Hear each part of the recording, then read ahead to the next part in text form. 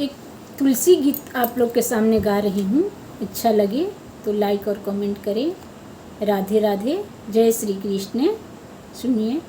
नारायण पूछे तुलसी से दिलवा के बात हो। नारायण पूछे तुलसी से दिलवा की बात हो। नारायण पूछे तुलसी से दिलवा की बात हो। नारायण पूछे तुलसी से दिलवा की बात हो।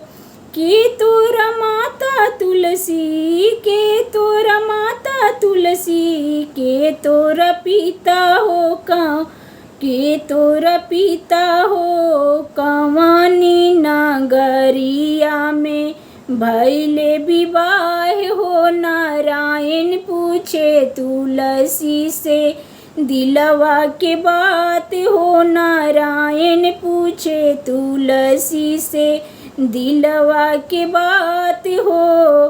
धरती हमरे माता प्रभु, धरती हमरे माता प्रभु, अंबर पिता हो गोकुल नगरिया में भैले विवाह हो। गोकुल नगरिया में भैले विवाह हो। नारायण पूछे तुलसी से दिलवा के बात हो। नारायण पूछे तुलसी से दिलवा के बात हो।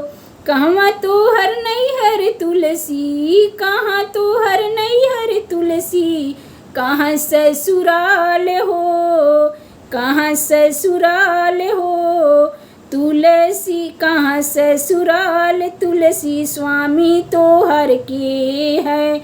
नारायण पूछे तुलसी से स्वामी तोहर हो। नारायण पूछे तुलसी से दिलवा के बात हो। नारायण पूछे तुलसी से गंगा तोरो नैहर प्रभु, गंगा हमरो नैहर प्रभु, जमुना ससुरार हो। कुंवर कन्हैया झमे, कुंवर कन्हैया लागे स्वामी हमारे हो। कुंवर कन्हैया लागे स्वामी हमारे हो। नारायण पूछे तुलसी से दिलवा के बात हो। नारायण पूछे तुलसी से दिलवा के बात हो। नारायण पूछे तुलसी से के तोरा सास तुलसी, के तोरा ससुर हमें, के तोरा सास तुलसी, के तोरा ससुर हो।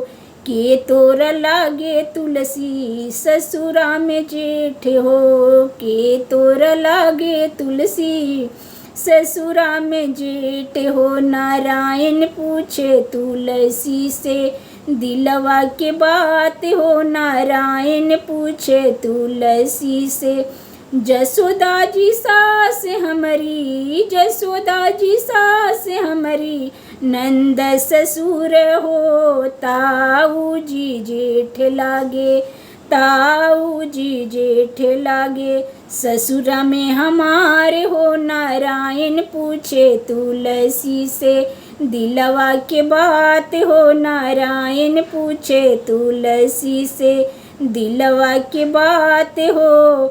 के तोरा लावे तुलसी, के तोरा लावे तुलसी, लाली रंग चुनरिया हो की के लेके आवे तुलसी।